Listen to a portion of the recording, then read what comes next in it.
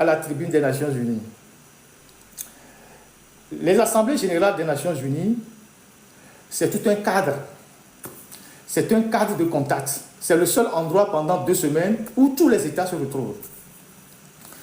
Et dans les dispositions de la SDN, là je retourne dans l'histoire, de la SDN, et même plus tard de l'ONU, il y a toujours une porte que l'institution a toujours ouverte pour les peuples.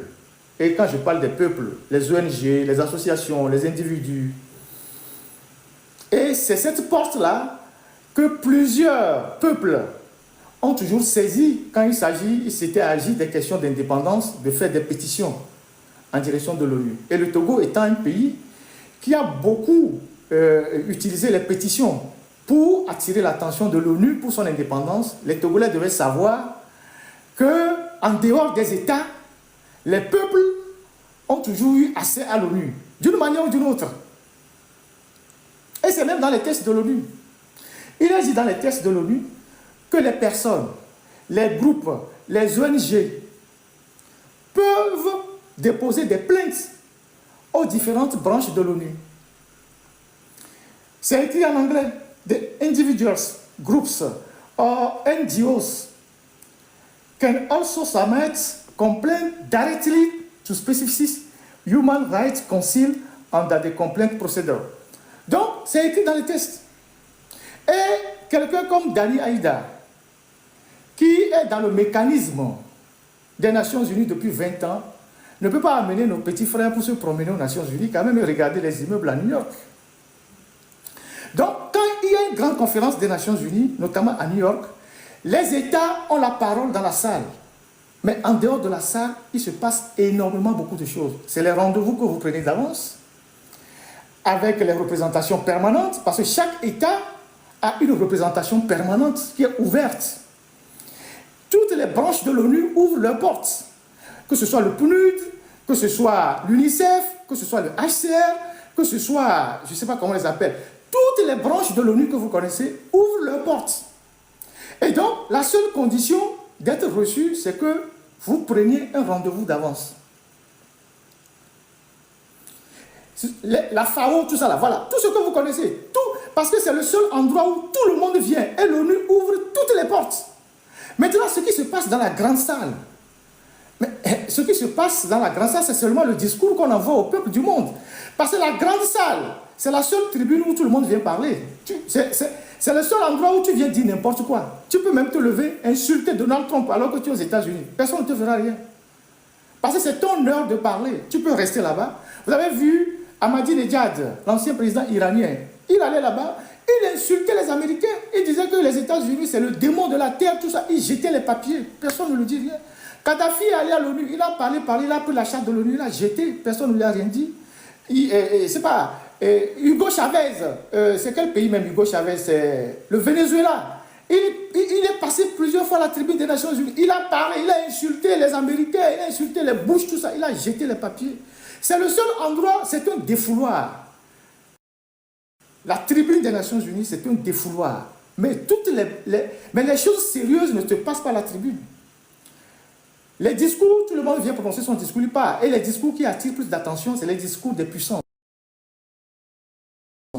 Si les États-Unis parlent, si la Russie parle, si la France parle, si le Brésil parle, si l'Australie parle, si l'Allemagne parle, si la Chine parle, ces discours sont très suivis.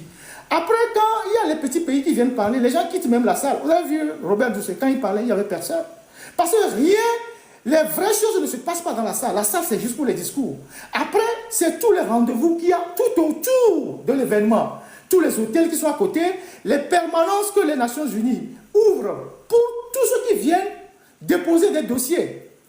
Je donne un exemple.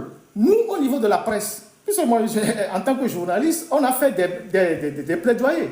Au niveau de la presse, quand il s'était agi de faire de lobbying à l'ONU pour que les gens qui meurent en prison, les gens qui sont torturés, comment est-ce que les autres sauront que le pays ne va pas bien? Il faut apporter quelque chose de concret. Et rassurez-vous que tous les documents que les pays ont reçus, ils vont le remonter à leurs dirigeants. Et c'est ce travail-là qu'ils sont allés faire. Il n'a jamais été question d'aller voir voilà tous les courriers qu'ils ont distribués sur place. Je vous passe les images. Voilà tous les courriers avec les adresses de tous ceux qu'ils ont distribués sur place. D'abord, le mémorandum, donc qui résume la situation politique de notre pays.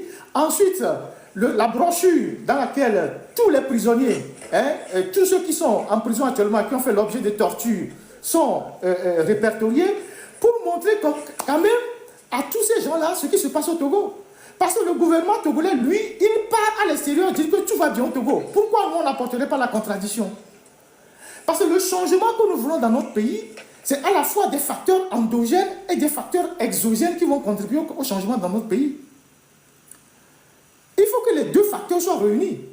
Le changement au Togo, c'est à la fois des facteurs endogènes et les facteurs exogènes. Vous avez un pays comme le Ghana qui reçoit énormément de réfugiés togolais, ou le Bénin. Ou bien il y a des Togolais qui sont au Ghana, qui sont recherchés par le régime. Si vous n'avez pas fait des plaidoyers, comment est-ce que les Ghanéens peuvent être de votre côté? Comment est-ce que les Béninois peuvent être de votre côté? Tout ça, c'est un travail d'information qu'il faut faire. C'est vrai que les gens sont informés par des bribes d'informations, mais il faut leur apporter les informations en profondeur pour que les gens sachent ce qui se passe. Le groupe des Nations Unies pour les droits de l'homme s'est prononcé pour la libération de Kwacha. Qui les a saisis? Comment est-ce que ils se sont prononcés pour la libération de Kwacha à plusieurs reprises? Ils se sont prononcés aussi pour Aziz Goma, il fut un moment. C'est des gens qui ont fait un travail.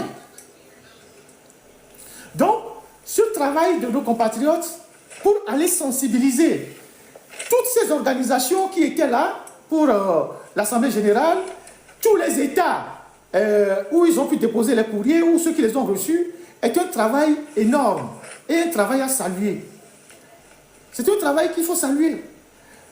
Quand les gens prennent leur petit temps pour apporter quelque chose à la lutte, il faut saluer ça. De toute façon, celui qui fait quelque chose dans cette lutte, il est en avance sur celui qui ne fait rien. Si on croise les bras, on ne fait rien, on ne va jamais avancer. Il faut toujours faire quelque chose. Chaque jour que Dieu se lève, quoi qu'on puisse faire pour mettre en difficulté le régime, il faut le faire. Et c'est ce qu'eux, ils sont allés faire. Eux, ils sont allés faire ce qu'ils peuvent faire. Et le régime l'a bien compris. Le régime a bien compris que cette démarche, pour eux, est très embarrassante. Le régime a bien compris que cette démarche était très embarrassante. Au-delà de ce que les gens de leur bord ont raconté, le régime sait que c'est une démarche qui est très, très, très embarrassante pour eux. La preuve, ils ont sauté sur l'un des membres de la délégation. Ils ont sauté, ils ont arrêté à Lomé un membre de la famille de l'une des personnes dans la délégation. Ils sont allés enlever quelqu'un, un membre de famille de quelqu'un de la délégation pour le jeter en prison, alors que cette personne ne fait pas de la politique, ne se mêle pas de la politique. Ils sont allés enlever quelqu'un, un membre de la famille de quelqu'un qui est de la délégation, et ils l'ont jeté en prison. Ne serait-ce que pour casser le moral de cette personne, pour lui faire pression, alors que le membre de le parent de cette personne-là ne se mêle pas de politique, n'a rien à voir avec la politique. Ils sont allés dans la maison, ils ont cassé les choses, ils ont pris la personne, ils ont jeté carrément en prison, sans aucune forme de procédure. Parce que c'est cette personne-là qui est devant.